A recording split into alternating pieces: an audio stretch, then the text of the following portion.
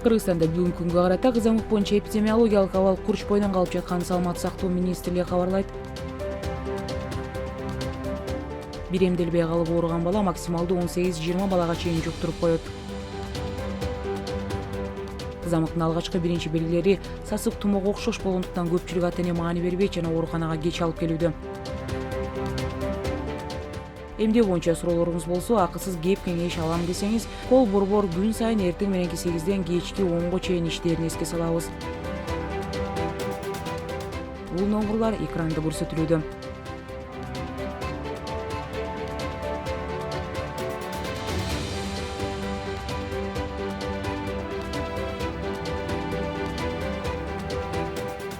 Ал эми эмдөө албаган жарандарды билим берүү уюмдарына кабыл алуу убактылуу дагы чектелиши мүмкүн.